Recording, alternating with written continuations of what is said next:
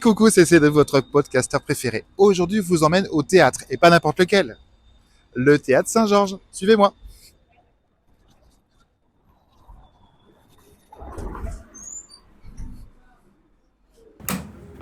Bonjour, Salut. bienvenue au Théâtre Saint-Georges. Merci beaucoup. On y va? Ouais, c'est parti. Et bonjour, merci beaucoup de m'accueillir dans ce très très beau théâtre. Bonjour Emmanuel Tachoir et Thomas Garcia.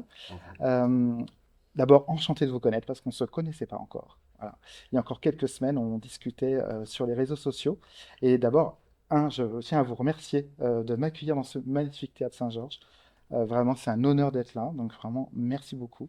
Merci à toi, Bah, ça nous fait merci plaisir. à toi. Bah oui, oui, nous, on est ravis Voilà. de partager notre expérience Ouais. professionnelle C'est ça. voilà, avec vous.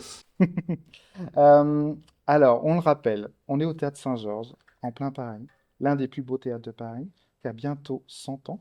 On va fêter nos 100 ans dans 3 ans. Eh oui, Ouais. ça va vite arriver. On n'a pas vu le temps passer.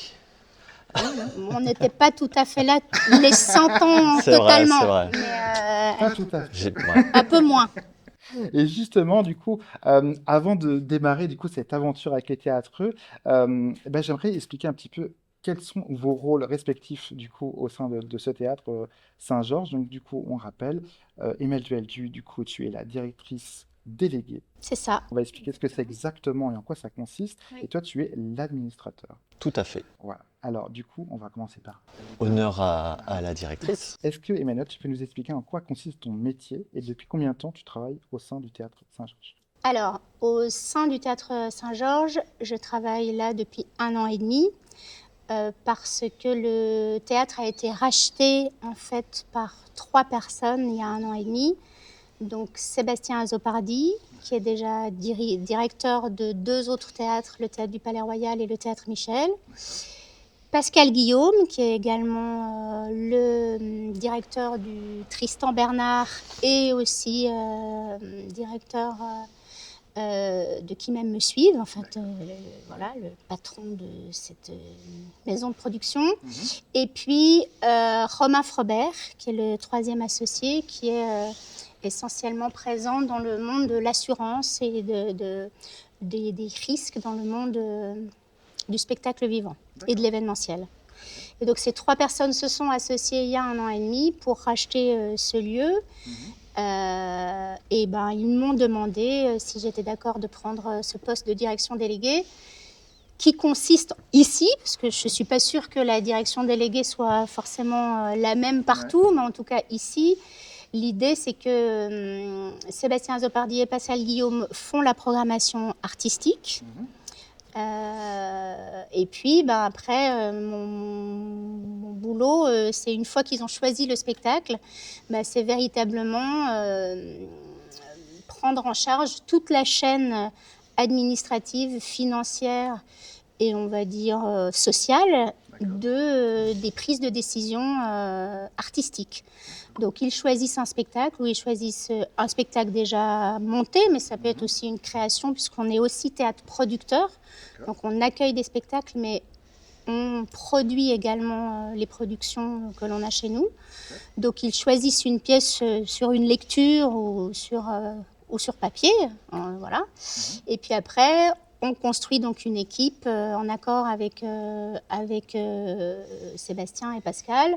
Donc on choisit un metteur en scène, une équipe d'artistes, des créateurs, lumière, décor, costumes. Et puis une fois qu'on a... Donc moi je vais m'occuper de l'embauche de toutes ces personnes, d'éventuellement la négociation des salaires. Et puis après du budget, j'ai du pilotage du budget global du spectacle. Et puis après, au-delà de ça, je vais m'occuper aussi de tout le pilotage et la gestion de l'entreprise, puisqu'au-delà du spectacle en soi, nous sommes une entreprise avec un bâtiment. Donc il y a un certain nombre, il y a tout ce qui est sécurité, entretien du bâtiment, maintenance, du toit jusqu'au sous-sol. Et puis, donc tout ce qui est entretien et équipement aussi technique. Et puis après, il y a aussi tout le personnel, donc le personnel d'accueil, personnel de billetterie, l'administration, les techniciens qui sont en fixe, les techniciens intermittents. Donc c'est la gestion au quotidien, la gestion opérationnelle au quotidien de l'entreprise et des projets artistiques. Ça consiste du coup, ça rassemble combien de cours de métier, combien de personnel en tout cas? Ben, en personnel, on est à peu près une trentaine. Alors après, ça varie. Pas une trentaine, pas 30 personnes à temps plein, D'accord. mais une trentaine de personnes avec des temps partiels, des temps pleins. Et puis, il y a des intermittents et des permanents. Donc, des gens qui sont CDD, CDI, donc des permanents, et des gens qui ont le statut d'intermittent, donc qui ont ce statut particulier qui leur permet d'avoir des périodes de travail et des périodes d'indemnisation France Travail. Ça va dépendre de la période aussi. Si on est en montage d'un spectacle, on va évidemment avoir beaucoup plus de besoins, beaucoup plus de monde J'imagine. Ouais. que quand le spectacle est en cours, en exploitation. Voilà. D'accord. Super. Donc ça varie. Ouais. Voilà. Et ben écoute, du coup, puisque Et donc moi je suis l'administrateur. On va dire que mon premier rôle, ça va être d'assister Emmanuel dans toutes ces tâches-là, de la dégager d'un certain nombre de tâches chronophages. Et administrative. Et administratives, et s'assurer en gros que tous les feux soient au vert pour qu'à la fin, il y ait un spectacle qui joue le soir et des spectateurs dans la salle qui profitent de cette soirée. Voilà. Et du coup, ça fait combien de temps que tu travailles au sein du théâtre? Alors moi, ça fait 12 ans que je suis au Théâtre Saint-Georges, mais ça fait 3 ans que je suis l'administrateur. D'accord. Tu faisais quoi avant ici? Alors avant, je m'occupais plus de billetterie et de la partie accueil, on va dire. Équipe d'accueil et tout ça. Super. Voilà. Super, merci beaucoup. Ma première question, du coup, évidemment, ça va être comment vous vous êtes senti quand vous avez rencontré, enfin, quand vous avez rencontré plutôt, quand vous êtes rentré la première fois au sein de ce théâtre. Comment vous vous êtes senti? Quelle était votre première impression quand vous avez vu la première fois de ce théâtre? Alors, peut-être que vous l'avez vu peut-être avant de travailler ici, peut-être en tant que simple spectateur, mais quelle était votre sensation quand vous êtes rentré pour la première fois dans ce théâtre? Tu commences ou je commence? Bah, moi, j'ai eu une sensation très particulière parce que moi, je viens de Suisse, donc je ne suis pas ni parisienne ni française. D'accord.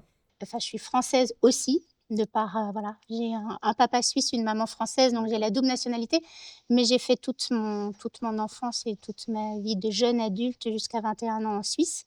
Et donc moi, mon premier rapport avec le Théâtre Saint-Georges, c'est que je suis venue à Paris avec mes parents, rue La Bruyère. Je devais avoir une dizaine d'années, 10-15 ans. Et donc, moi, mon premier rapport avec le quartier, la place Saint-Georges et le Théâtre Saint-Georges, c'est que je suis venue au Théâtre Saint-Georges en touriste, véritablement, et avec vraiment les étoiles dans les yeux de la jeune passionnée déjà de théâtre. J'en faisais déjà à l'époque. Et du coup, c'était arriver à Paris, voir un théâtre avec évidemment les paillettes dans les yeux, et puis la vie parisienne avec cette place qui est quand même assez mythique quand même. Là, finalement, il y a une vie, et ça que j'ai redécouvert vraiment en arrivant là il y a 1 an et demi, parce qu'en plus, depuis mon bureau, j'ai une toute petite fenêtre derrière la lettre H de Théâtre Saint-Georges. C'est drôle. Personne ne me voit, mais moi, je vois la place. Ah bah maintenant, ils sauront te Voilà, trouver. ils sauront que je Cherchez les le H. surveille. Quand je travaille régulièrement, je regarde par la fenêtre et je vois qu'il y a énormément de gens déjà, d'artistes et de gens du métier qui habitent dans ce quartier. Donc, je les vois passer, je les vois prendre un verre à la terrasse, je vois les gens qui se rencontrent. Il y a des moments de la journée où c'est plutôt les jeunes, après c'est les personnes un peu plus âgées, les gens du bureau, le soir c'est les gens du théâtre. Et donc, c'est vrai que je redécouvre ça, mais ma première vision de ce quartier, de ce théâtre, c'était toute jeune, vraiment comme étrangère, quoi. Et toi, du coup? Alors moi, la première fois que j'ai mis les pieds ici, donc c'était en 2014. En fait, je quittais un autre théâtre qui est plutôt dans le quartier de Montparnasse. Et je ne savais pas à l'issue de cette fin de contrat ce que j'allais faire. Et 3 jours avant mon départ, le téléphone sonne. Bonjour, c'est le Théâtre Saint-Georges. Parce que j'avais fait savoir que j'étais disponible. Bonjour, Théâtre Saint-Georges, on souhaiterait vous rencontrer. Donc je ne sais même pas où il était, enfin vraiment, je n'y avais jamais mis les pieds. Et donc 3 jours avant mon départ de l'autre théâtre, je suis venu les rencontrer ici. Et donc on a échangé, mais vraiment je suis venu tranquillement parce que je n'ai pas postulé à aucun emploi. Enfin vraiment, je suis... Tu ne savais pas pourquoi on te contactait? Bah, il m'avait expliqué qu'il cherchait quelqu'un, mais voilà, je suis vraiment arrivé les mains... Tu savais pas? Si, plus ou moins, bah, là, ce que je disais, l'accueil et la billetterie, mais Je suis vraiment arrivé les mains dans les poches, tranquille, D'accord. et ça l'a fait. Donc ils m'ont dit, Sensation quand t'es arrivé, très beau quoi. Quand ouais. tu rentres dans le hall, tu vois ce théâtre, tu dis ah ouais, Il y en impose quand même, hein. Ouais. tu dis, c'est vraiment très très beau. Il y a le lieu qui en impose et puis très vite aussi, il y a toutes ces affiches le long du Ouais. parcours C'est vrai. qui fait que Tous ces quand noms. on connaît un peu ces noms, parce que alors ça c'est une histoire de génération, Oui. que nos jeunes ouvreurs, eux, Ils ne malheureusement, connaissent pas. se rendent moins compte de ça parce que ça commence à s'espacer pour eux. Bien sûr. Mais c'est sûr que quand on voit des noms comme Pierre Brasseur, Claude Rich. Claude Rich, Pierre Dux, enfin voilà, qui sont des noms, voilà, Oui. pour la jeune génération, ça leur dit pas grand-chose. Mais moi, c'était des noms dont ma mère me parlait et mon grand-père aussi. Donc, tout d'un coup, on arrive dans un lieu chargé d'histoire. Et au-delà du lieu qui est imposant avec ce grand hall, les affiches nous rappellent quand même l'historique du lieu très vite. Ouais. Et c'est ce qui est chouette aussi. Ouais. Il y a une... Quand on aime le théâtre, en tout cas depuis longtemps, et qu'on rentre dans un lieu comme celui-ci, on sent tout de suite ouais, c'est vraiment, il y a quelque chose de très Mais il y a une âme, passionnant, mais bon, ouais, dans beaucoup de dans beaucoup d'endroits. théâtres comme ça, il y a quand même, c'est vivant, Tout à fait. un théâtre. Et ouais. Justement, comme on parle du théâtre en lui-même, du bâtiment en lui-même, est-ce que vous pourriez nous raconter un peu les grandes dates de ce théâtre parisien? Eh bien, avant d'être un théâtre, donc c'était un hôtel particulier et c'était une maison de presse. Donc, c'est des journalistes qui faisaient leurs articles ici. Et donc en 1900, enfin en fait l'ouverture c'est début 1929, donc j'imagine quelques années avant, ils ont décidé d'en faire un théâtre. Et donc ils ont transformé ce bâtiment. C'est Charles Siclis, l'architecte, qui a eu la mission de transformer cet hôtel particulier en théâtre. Donc lui, Siclis, il avait fait le théâtre de Pigalle qui a été détruit depuis, qui est devenu un parking malheureusement. Et les Mathurins. Et la façade du théâtre des Mathurins, Voilà. Ah, oui. qui est protégée d'ailleurs, je crois. La façade des Mathurins, c'est le même architecte. D'accord, ok. Voilà. Et donc il a transformé cet hôtel particulier en théâtre Saint-Georges en lui donnant ce style art déco. Et il n'y a pas tant de théâtres à Paris qui ont le style art déco. Alors après, il y a eu quand même deux phases, parce qu'il y a eu la phase de Charles Siclis, où finalement c'était très, très austère. Donc on a des Très photos béton, où il ouais. n'y avait pas tout Ce velours rouge. ce velours rouge, qui est quelque chose qui est venu après, Ouais. finalement. Au moment où ils refont le théâtre, on est plutôt dans quelque chose de très, très lisse, très gris. On se rapproche un peu plutôt du Corbusier ou de quelque chose un peu comme ça. D'accord. Mais c'était très beau aussi. Hein. Très, On a avec des photos magnifiques. des lignes très pures, avec cet escalier qui se croise mais sans décorum. Ouais. Et l'envie après de rajouter ce côté un peu plus chaleureux avec du velours rouge au mur et puis des appliques un peu plus... Je ne sais pas si c'est vraiment art déco, mais en tout cas peut-être un peu plus... C'est-à-dire qu'il y a eu un gros tournage ici dans les années 80 et je crois qu'il y avait aussi une volonté de casser un peu ce côté un peu art déco et de lui donner quelque chose de plus à l'ancienne, quoi. Plus Oui. théâtre à l'italienne, avec notamment ces appliques-là qui n'étaient pas du tout comme ça. Elles font plus anciennes celles-ci que celles qui étaient de Voilà, l'époque c'est de pour ça que Siclis. du coup, il y a eu... En fait, vraiment, c'est aussi des époques. Et puis, en fonction des directions, chaque direction a mis un peu sa patte. Oui, je c'est ça, pense. ouais. Voilà. Sauf pour ce tournage, mais tu as le droit de dire quel est ce tournage. Alors, c'est le dernier métro qui a été tourné ici, dans les années 80, François Truffaut. Et donc, son décorateur a fait repeindre la salle, changer les appliques pour lui donner vraiment ce qu'eux avaient envie, c'est-à-dire un théâtre pendant la guerre, mais qui n'est pas le théâtre Saint-Georges, en tout cas dans le film, hein, puisque après, il y a des éléments, des façades, tout ça, qui sont des décors ailleurs, en fait. Mais dans la salle, en tout cas, ça a été tourné ici. L'intérieur de la salle, Voilà. c'est ici. Donc, c'est un film qui s'articule dans l'univers du théâtre. Et bien, la moitié du film est tournée ici, donc, dans cet espace-là. Quel prestige. Voilà. Et on reconnaît bien la salle d'ailleurs dans le film, on la voit bien. Ça donne envie de revoir le film et du coup de Voyez-le, c'est un se très beau film. replonger dedans. Ouais. Très beau film. Alors, on va s'intéresser maintenant à vos parcours respectifs. Ouais. Le avant Théâtre Saint-Georges. Du coup, à toi, est-ce que tu peux nous raconter un petit peu ta formation Ça va aller vite, hein, parce que sinon, ça va être très long. Ouais. Parce qu'elle a plein de vie, elle a eu plein de vie, J'ai Emmanuel. plein de vie. Non, j'ai un parcours qui n'est pas académique ou linéaire. Mhm. Donc, je suis une petite Suissesse qui a très envie de faire du théâtre. Mais évidemment, quand on habite en Suisse, qui est un très beau pays et qui fait énormément de choses culturellement, mais ça reste un tout petit pays. Donc évidemment, quand on parle français et qu'on n'habite pas très loin de la frontière française, ben, quand on aime le théâtre, on a envie d'aller à Paris. Ouais. Donc je ne suis pas venue tout de suite après mon bac, je me sentais un peu jeune. Et du coup, mon premier métier, je suis enseignante pour l'école primaire. Donc voilà, je suis institutrice. D'accord. Voilà, j'ai mon diplôme d'institutrice. Mmh. Et puis, dès l'obtention de mon diplôme, je suis arrivée ici. J'ai fait j'ai fait une école d'art dramatique, l'école Jean Périmoni. D'accord. Et puis, suite à ça, j'ai essayé de travailler un peu, ou vraiment. Ouais.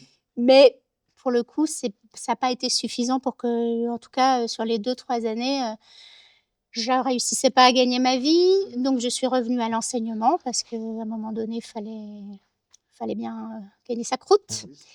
Et en fait, je suis revenue dans le monde du théâtre par le biais déjà de l'administration et de la gestion de lieux. Mhm.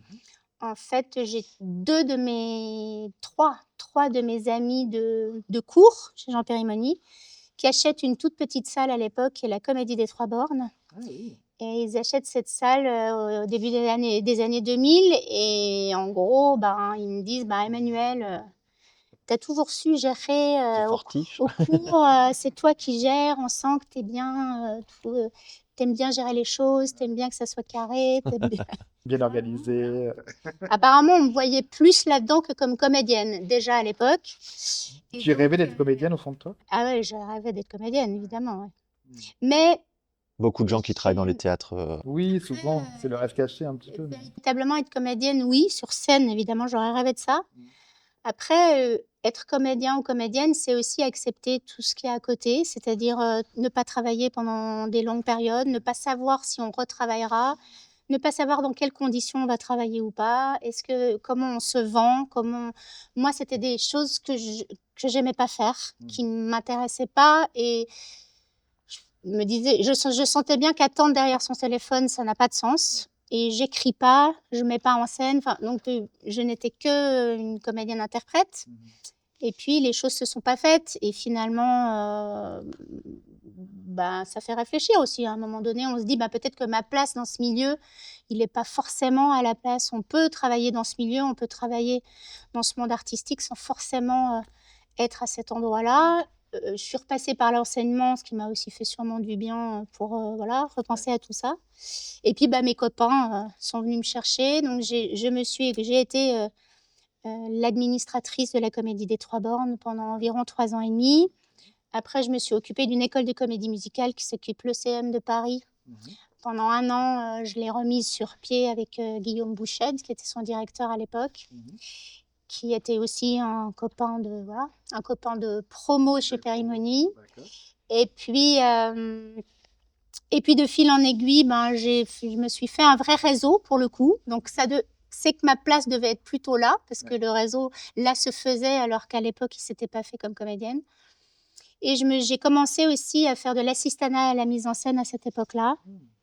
Et donc, ça a tellement bien marché que finalement, je n'ai fait que de l'assistanat à la mise en scène pendant 10 ans.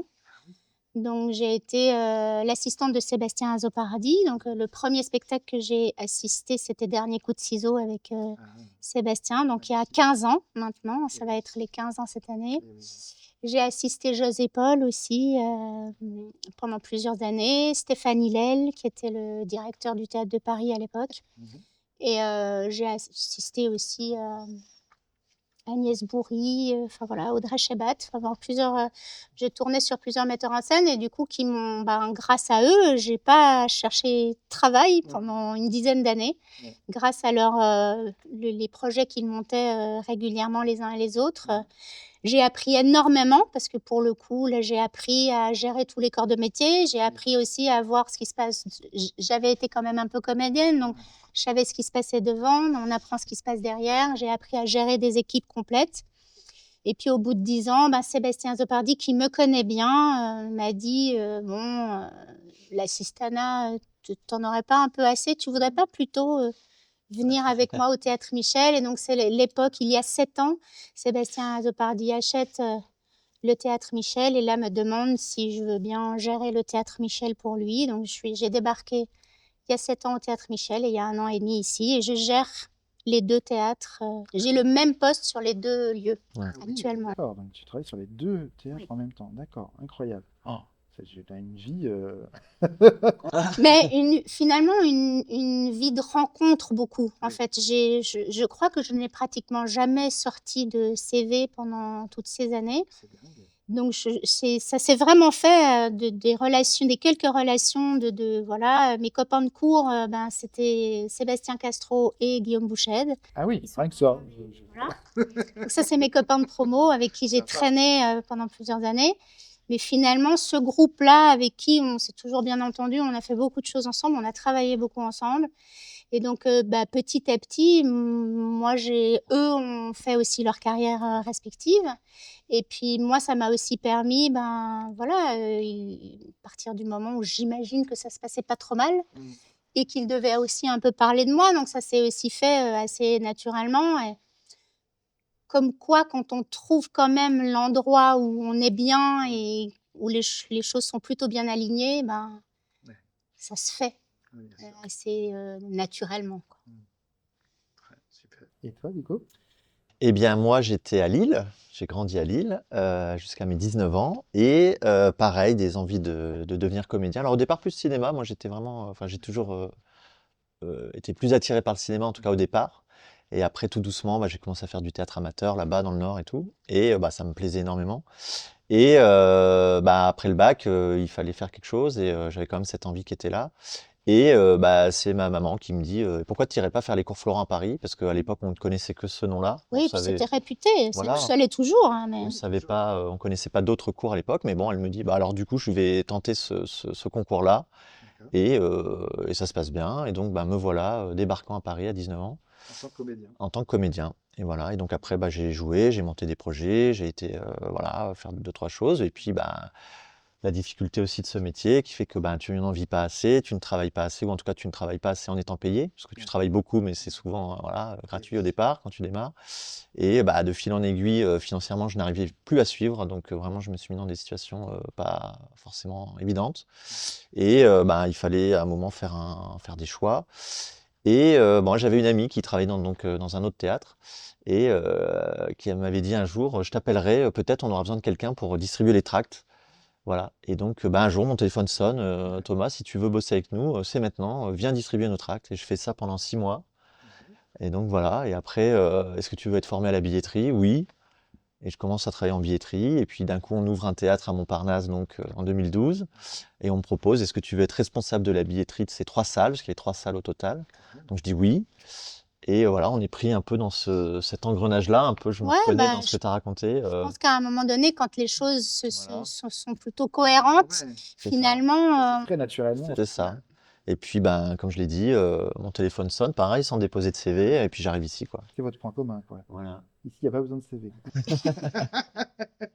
Non, il n'y a pas mais besoin de CV, mais oui, il y a besoin d'être. il y a beaucoup d'humains quand même, Ouais. je pense, et dans ton parcours aussi, Thomas. Je pense que pour le coup, c'est beaucoup de relationnel, mais pas forcément au sens purement pro. C'est-à-dire, c'est aussi des rencontres, des gens avec qui on crée des univers, Ouais. des gens avec qui on sent qu'on peut avancer ensemble. Je pense que quand on trouve, en tout cas, ouais, vraiment, quand on sait où Mm. on se sent bien finalement, Mais c'est comme l'avantage, ça qu'on se vend le mieux aussi, hein. l'avantage aussi de garder un pied dans ce métier-là, c'est aussi de pouvoir, bah, à côté, en parallèle, continuer sa passion, en fait, première, qui est bah, de jouer, de monter sa troupe, de faire des courts-métrages, d'écrire, faire des tournages aussi. Voilà, ça a permis quand même ces rencontres-là. Et par ricochet, de faire quand même, de toucher du doigt un peu le rêve du départ. Donc c'est pas mal. Donc, du coup, tu restes comédien aussi? Ouais. Moi, j'ai créé une troupe d'improvisation notamment. Et voilà, et donc j'ai un spectacle en cours. Super, trop bien. On parlera trop. Moi, j'ai quand même joué, parce que j'ai Oui. quand même une anecdote à raconter. Oui, et oui, oui. C'était ma question juste après, donc c'est génial, trop bien. Du coup, j'ai fait pendant que je fais mon parcours d'assistante à la mise en scène, etc. Je n'ai plus du tout envie de jouer. J'ai même pas eu spécialement de problématiques avec ça. Et puis, Pas de frustration, quoi. non. Et puis, de toute façon, il fallait que je règle ça très vite parce que mon mari est comédien. D'accord. Et donc, il n'était quand même pas question que je devienne jalouse ou ça Ouais, pose problème. ouais. Donc, de toute façon, il fallait très vite régler cette histoire en disant, bah, tant pis, j'ai pas trouvé ma place, mais comment moi, je peux apporter quelque chose Bien sûr. dans ce secteur-là. Il se trouve, donc, je fais l'assistanat sur Dernier coup de ciseau. Et Dernier coup de ciseau, qui est quand même un spectacle assez complexe. Alors maintenant, ça fait 15 ans, il est plus que rodé.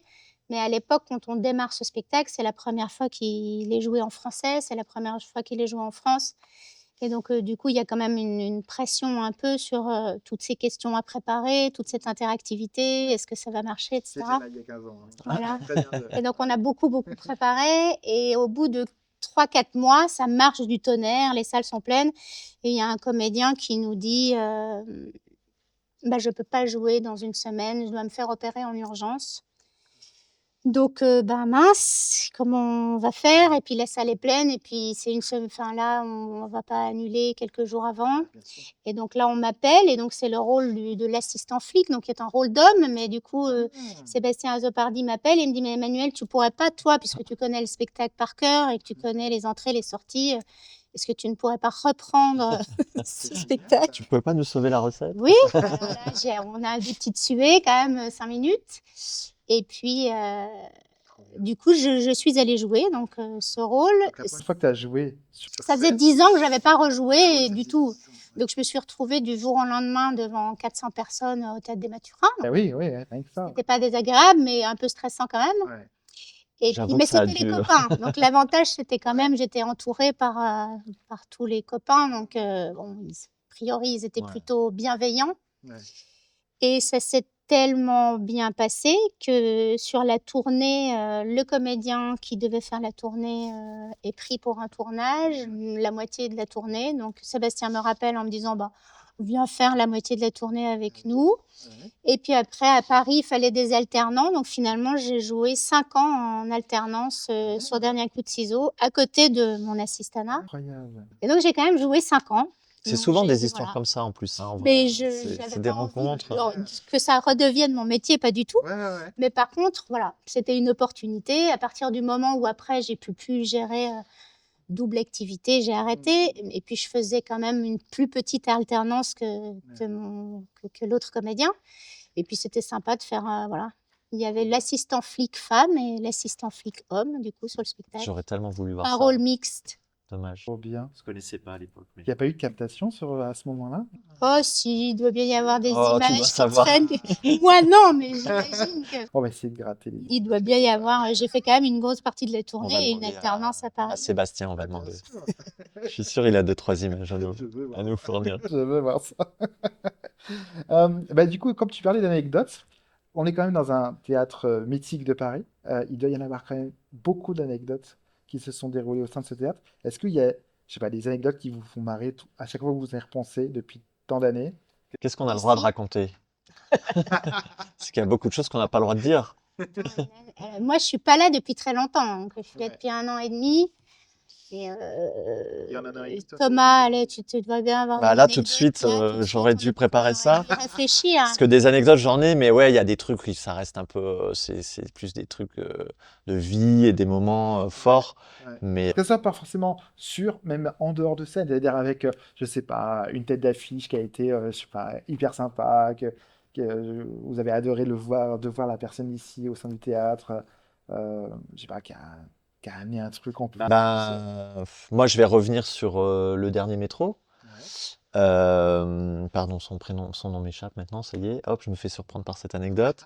Elle est venue, Andrea Ferrer, est venue ici donc à l'occasion d'un reportage sur Truffaut, est venue ici raconter plein d'anecdotes pour les besoins du tournage. Et ben, c'était très agréable de la voir ici. C'est la première fois qu'elle revenait en plus 30 ans après. Enfin, c'était un moment assez beau. Assez émouvant même. Ouais. Voilà, c'était très chouette. Et c'était un beau reportage en plus, donc voilà. Ça, par exemple, c'est les petits moments où tu dis c'est agréable de bosser dans un endroit comme celui-ci. Et toi, Emmanuel, depuis 1 an et demi que tu es là, il y a quand même eu des belles pièces qui se sont déroulées depuis. Oui, après, il faudrait que je trouve une anecdote vraiment suffisamment Alors, je peux raconter autre chose en attendant, si tu Vas-y, veux. vas-y. Je réfléchis en Aussi, attendant. l'avantage de travailler dans un endroit comme celui-ci, c'est par exemple, moi j'écoutais un podcast sur le cinéma que j'aimais beaucoup, et ils cherchaient un endroit pour faire des lives, et ben, on les a accueillis ici 3 fois, plus comme ils avaient un autre podcast qui était plus culture générale, bah, ils sont venus le faire ici aussi, Ok. et donc d'un coup c'est quand même ultra agréable voilà, de se dire un truc que tu aimais bien et que tu écoutes comme ça, vraiment en faisant, voilà, et puis d'un coup, ah bon, vous cherchez un endroit, vous êtes parisien, bah venez, on se rencontre, et finalement ça se fait. Et au départ, je leur dis, mais venez le faire ici. Ils ont dit, mais ça va être trop grand pour nous. Moi, je leur ai dit, mais si, vous allez pouvoir remplir ce théâtre. Et finalement, bah, ils l'ont fait ensuite. Ils ont fini leur podcast, leurs 10 ans. Ils l'ont fait à l'Olympia, quoi. Ah oui, comme rien que ça. Voilà. Donc ça a été, le Saint-Georges a été aussi une rampe de lancement pour eux. Trop bien. Donc c'est trop bien, quoi. Ce genre de petit moment où tu te dis, ben voilà, Ouais. c'est Encore une belle rencontre Voilà. qui a fait que. Ouais. C'est ça. C'est-à-dire que cette maison permet aussi des rencontres très sympas et des moments de vie très chouettes, quoi. Voilà. Trop bien. Ouais, moi, j'ai pas d'anecdote. Enfin, vraiment, en 1 an et demi, pour le coup, j'ai pas d'anecdote vraiment Ouais. très surprenante. Mais par contre, on accueille quand même régulièrement des jeunes et notamment aussi nos ouvreurs Ouais. sont tous des jeunes étudiants entre 20 et 25 ans. Et je trouve que c'est assez magique quand même, en tout cas quand ils entrent ici, de voir dans la manière dont ils entrent ici, Ouais. la manière dont ils s'approprient le lieu, la manière aussi où tout d'un coup il y a finalement on n'entre pas n'importe comment dans un théâtre. Et on a beau dire, on comprend pas trop des fois pourquoi la jeune génération est décalée, mais finalement il y a quand même peut-être un certain nombre de codes un peu et qui méritent par moment d'être expliqués ou en tout cas et donc oui, il faut qu'on démocratise beaucoup plus parce qu'il n'y a pas de raison que tout le monde ne puisse pas entrer cette idée que le théâtre ne serait pas pour tous ou que ça ne serait que pour une certaine partie de la population. C'est complètement faux. Mais finalement, on voit que quand les jeunes qui ont entre 15 et 25 ans entrent dans un théâtre, eh ben, il y a quand même, ça les impressionne quand même. Il y a une certaine petite pression quand même et quelque chose d'un peu sacré. Et j'aimerais bien que ça aille jusque-là. Je ne sais pas si ça va jusque-là, mais en tout cas, On sent cette nouvelle génération qui découvre le théâtre. Parce que nous-mêmes, on a pu découvrir le théâtre un peu peut-être sur le tas. Et c'est vrai qu'ils n'osent pas encore. Moi, le nombre de fois qu'on me dit ah, qu'est-ce que tu as une pièce à me recommander? Parce que je ne sais pas quoi aller voir au théâtre. Je ne sais pas quel théâtre il faut aller à Paris, etc. Et c'est vrai que j'ai la chance d'aller dans beaucoup de théâtres parisiens, notamment, et pas que. Et c'est vrai que il y a toujours cette petite flamme de la première fois dans un théâtre. Et en plus, si on peut leur recommander voilà, une pièce qu'on a aimée voilà, ou un théâtre, rien que pour le lieu parfois.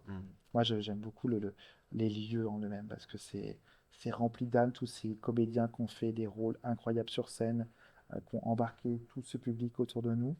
Il y a un côté magique un peu. oui, oui, mais peut-être il y a un côté peut-être aussi un peu imposant quand on y entre comme ça en se disant ah mais je sais pas trop comment ça fonctionne. Mais finalement c'est pas grave en fait. Finalement nous qui accueillons des gens de tout âge et de toute génération puisque on a des spectacles où on voit que la moyenne d'âge est un peu plus élevée, mais on a eu des spectacles où la moyenne d'âge était quand même assez jeune. Et donc, puisqu'il y a cette diversité, finalement, il ne faut pas hésiter à venir voir. Et c'est pas grave, si on ne sait pas, c'est pas grave. Nous, on a des jeunes qui accueillent, donc de toute façon, eux, ils ont eu aussi leur première fois il n'y a pas très longtemps. Nous, on a l'habitude d'accueillir tous les publics et on ne demande que ça. Nous, on ne demande que ça. Et- C'est venez découvrir.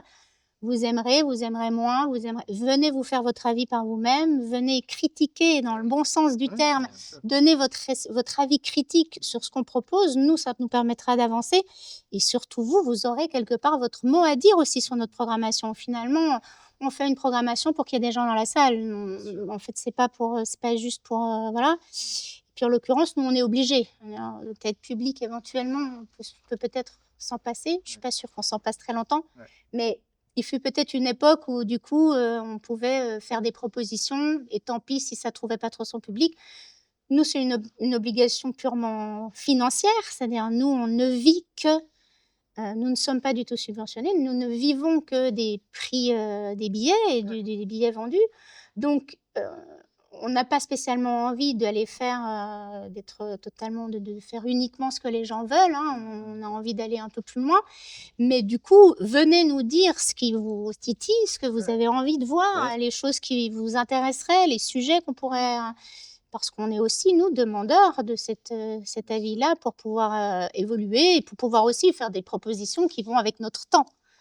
Et puis on parle de spectacle vivant, c'est un lieu qui est encore vivant, c'est pas un musée, c'est-à-dire ce lieu, son histoire s'écrit tous les jours et en fait, au final, il deviendra ce qu'on va en faire en fait.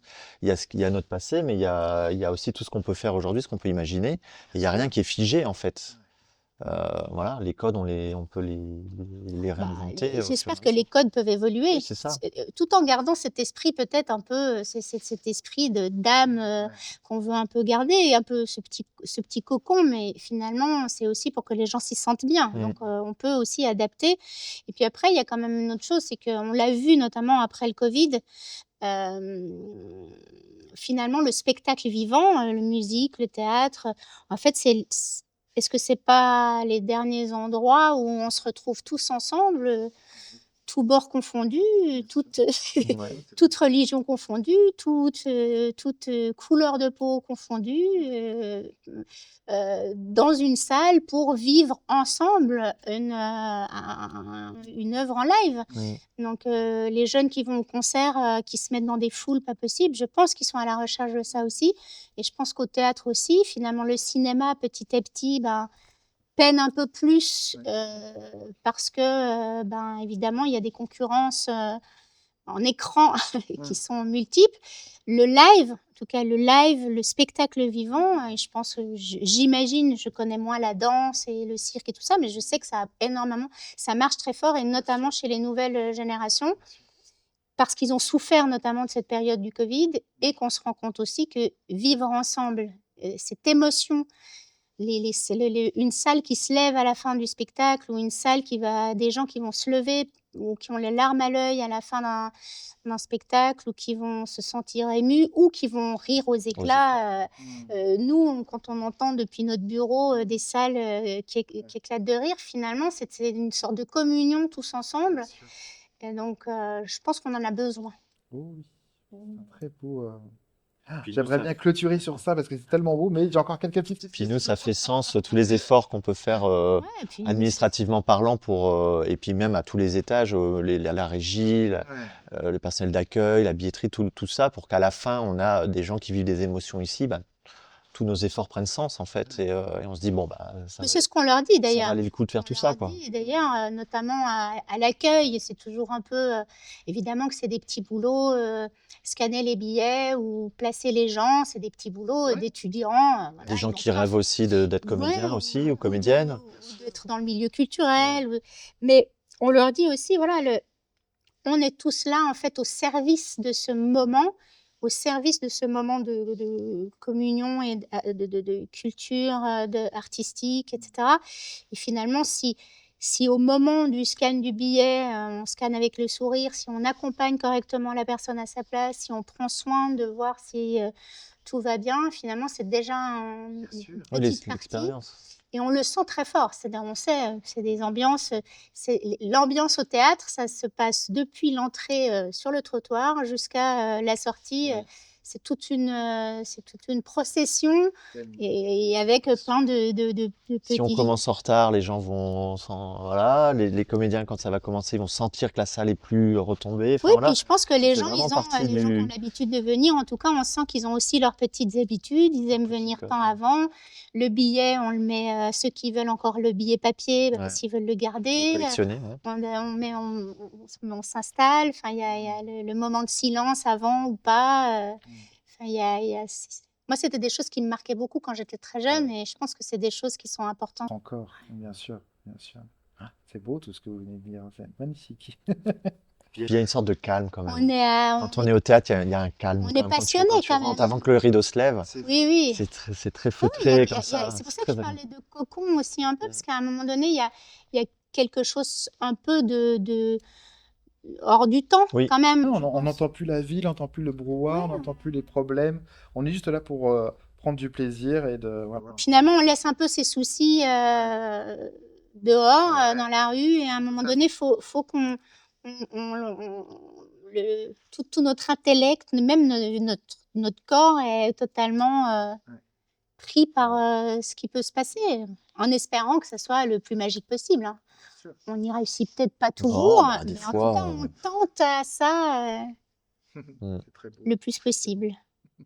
Pour en revenir, un dernier mot sur votre carrière. Si vous aviez un conseil à donner à quelqu'un qui voudrait faire le même métier que vous, qu'est-ce que ce serait? Tu veux dire dans l'administration d'un théâtre, dans la gestion d'un... Oui, Ouais. tout à fait.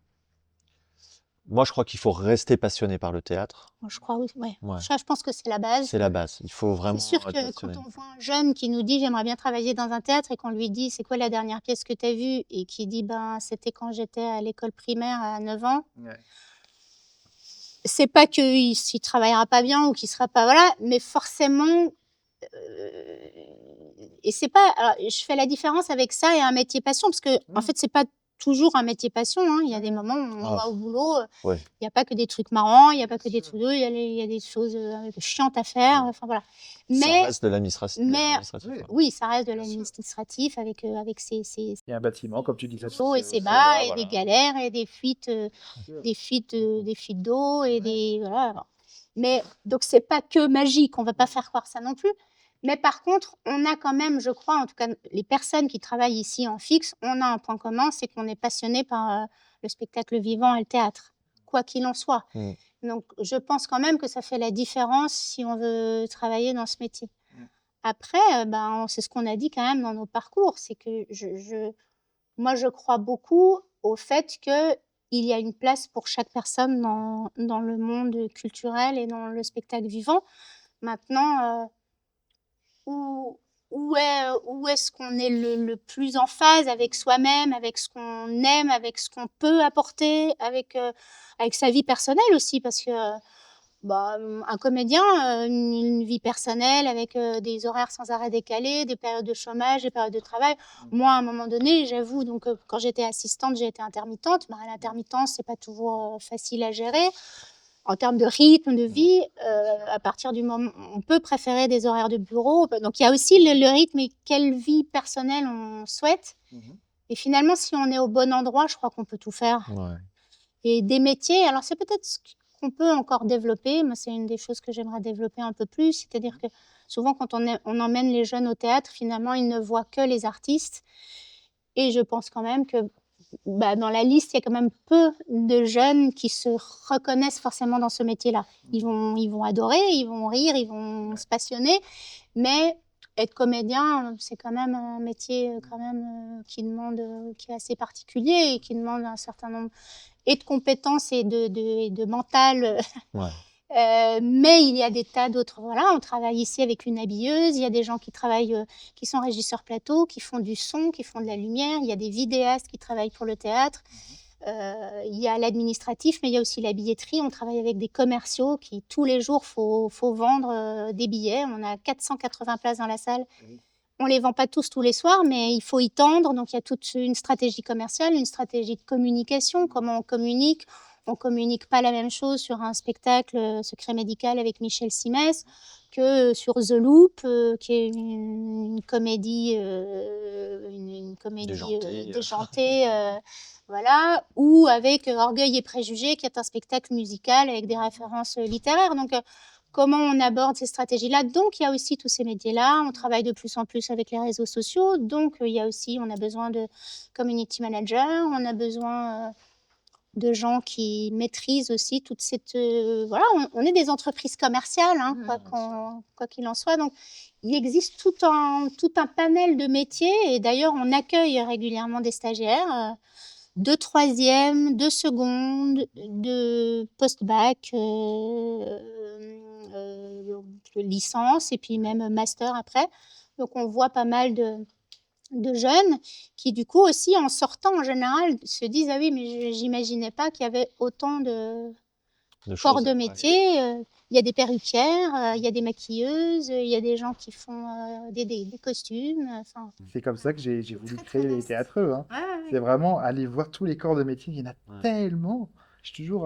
j'hallucine toujours parce qu'il y a toujours un métier que je redécouvre encore parce que même si on est dans le monde du théâtre, on ne connaît pas forcément tous les corps de métier. Il y en a tellement, tellement, tellement, tellement. Et au quotidien, j'imagine même pas quand on gère un théâtre, il y a encore plus de corps de métier et encore plus de Oui, puis ça va dépendre personnel. du projet. L'intérêt aussi, c'est qu'on peut travailler avec, évidemment, si on va travailler sur un spectacle avec des costumes du XVIIIe siècle, forcément, donc il y a toute une recherche qui est différente. C'est des costumes des années 50, donc il y a aussi toute cette recherche-là. Donc il existe quand même vraiment un grand panel de professions en production, en administration, technique et artistique. Donc je pense en tout cas que si quelqu'un veut travailler dans ce milieu-là, je pense que la première chose en tout cas, c'est d'aller découvrir Mm. l'ensemble, être passionné, aller découvrir l'ensemble des métiers et puis après faut tester. Je crois qu'après Oui, c'est ça. après faut y aller, Ouais, faut se Faut se dire, frotter, c'est ça. je crois que c'est ça, c'est quelle faut pierre je tester. peux apporter à cet édifice-là, en Bien fait. sûr, C'est bien sûr. de comprendre par quel angle, moi, mon travail peut apporter de la plus-value aux Ouais, spectacles qui puis seront joués le après, soir, quoi. voilà, nous on voulait être comédiens tous les deux, c'est pas notre métier principal, Non, mais on n'est pas on malheureux. n'est pas malheureux.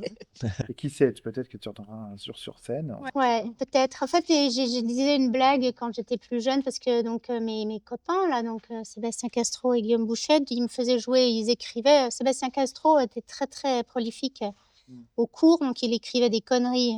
Vraiment, ça le fera rire s'il l'entend, mais donc un certain nombre de conneries tous les jours dans lequel évidemment les copains fallait qu'on.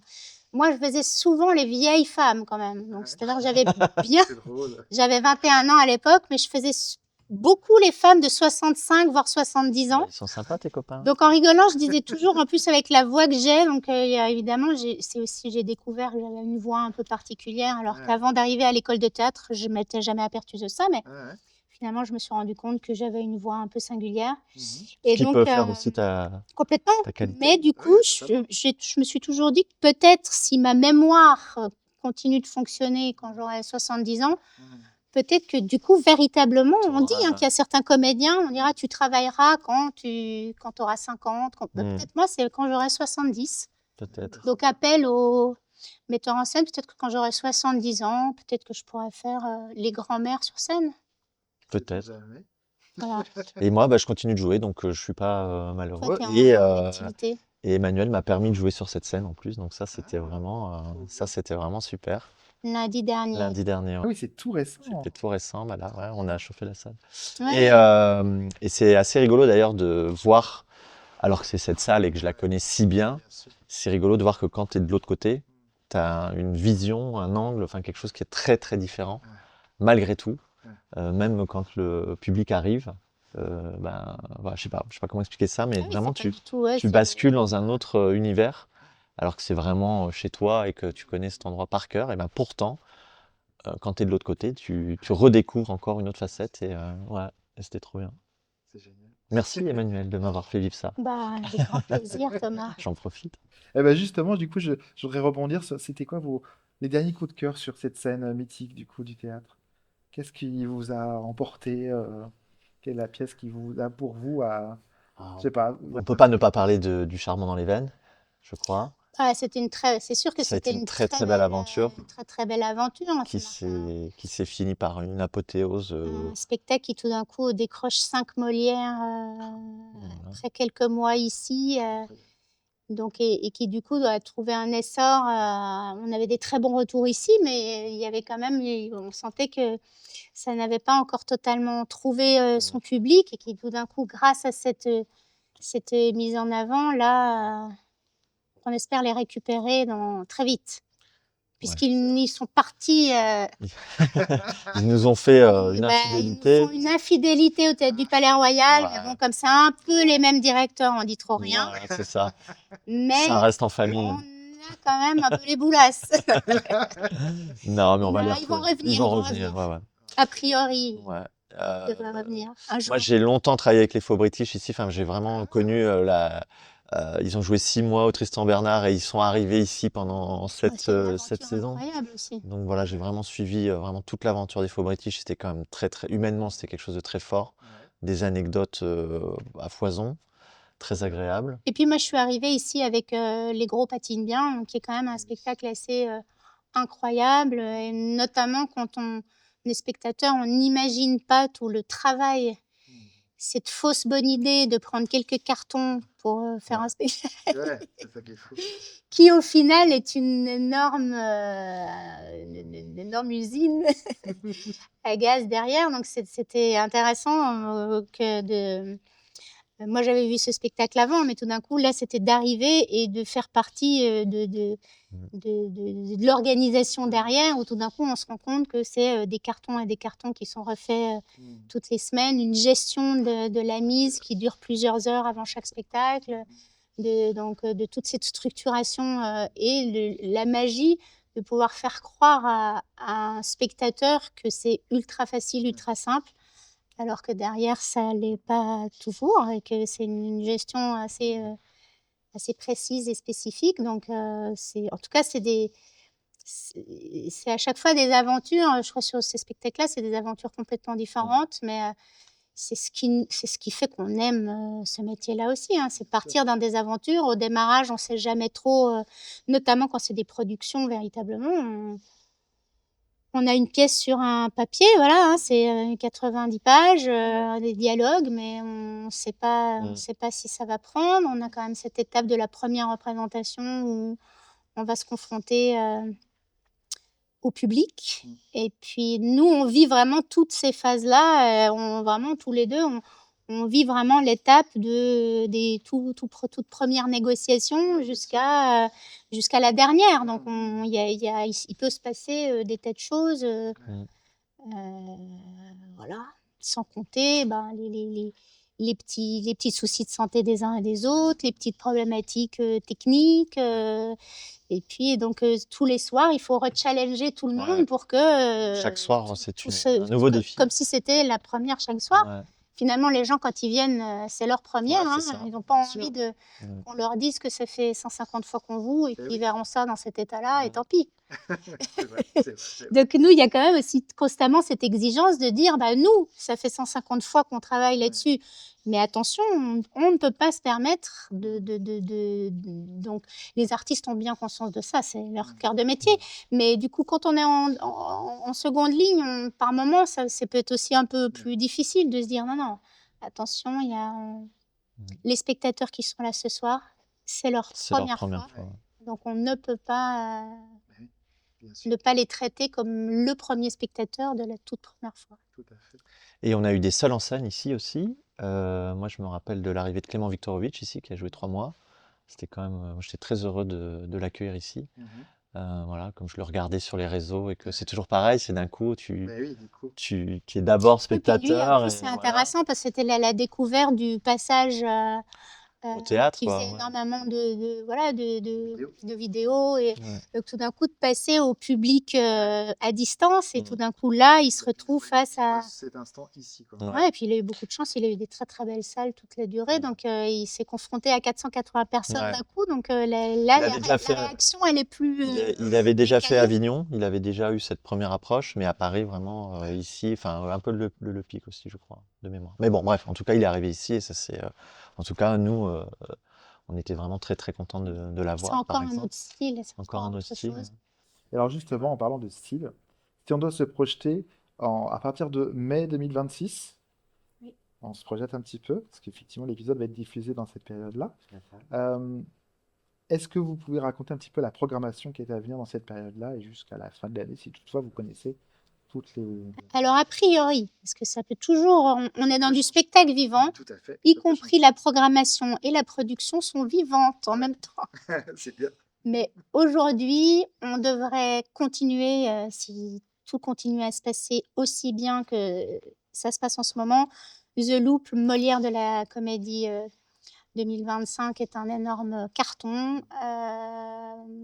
Ils ont fait plusieurs salles avant d'arriver ici, mais là, c'est la première fois qu'ils sont dans une salle un peu plus conséquente à Paris. Ça marche très très fort.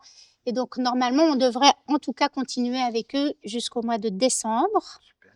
Après, on espère Le récupérer retour Le retour des le retour du charbon. du charbon dans les veines, évidemment. qui devra revenir nous rejoindre à partir de septembre. Nous allons accueillir aussi un nouveau spectacle jeune public dont on a commencé à parler il y a peu de temps. Ça sera une adaptation du podcast une adaptation du podcast Les Odyssées, qui est un podcast, j'arrive pas à le dire ce mot, hein, un podcast sur France Inter. C'est Laure Grand-Besançon. Et donc, elle va créer son prochain spectacle qui va s'appeler Les Odyssées Jules Verne. Ça va démarrer à la rentrée. On n'a pas encore exactement la date. Mais là, pour le coup, c'est une vraie création que nous coproduisons avec Quartier Libre. Et voilà, 3 comédiens.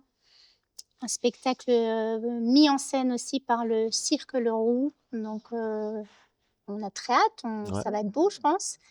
Et donc, voilà, ça vient d'être annoncé. Ça sera notre jeune public de la rentrée. Super. Et puis, il y aura sûrement D'autres choses?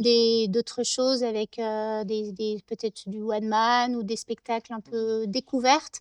On aime bien aussi de temps en temps faire des one-shots.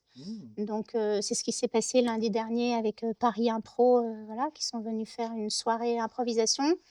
Et donc, il y a que ce soit des dimanches soirs, des lundis ou des mardis, sur des créneaux qui ne sont pas toujours occupés tout le long de l'année. En fonction des demandes, par moment, on leur donne la possibilité de venir faire 1 ou 2 représentations. Pour certaines compagnies, ça leur permet d'avoir une visibilité parisienne, de faire venir éventuellement des pros, des diffuseurs, des gens qui pourraient parler de leur spectacle, tout en faisant venir aussi du public. Donc, ça leur permet d'avoir un peu d'argent et en même temps de faire la publicité de leur création.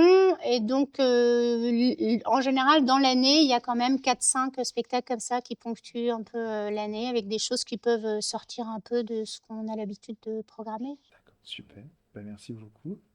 Merci. J'aurais encore des milliards de questions, mais je ne vais pas prendre plus de votre temps que ça. En tout cas, merci beaucoup de m'avoir accueilli aussi. Merci à toi. En tout cas, c'est bien agréable. Et puis, Ouais. Et on à se dit bientôt. à très très bientôt. À très vite. Merci. Merci à toi. Merci beaucoup.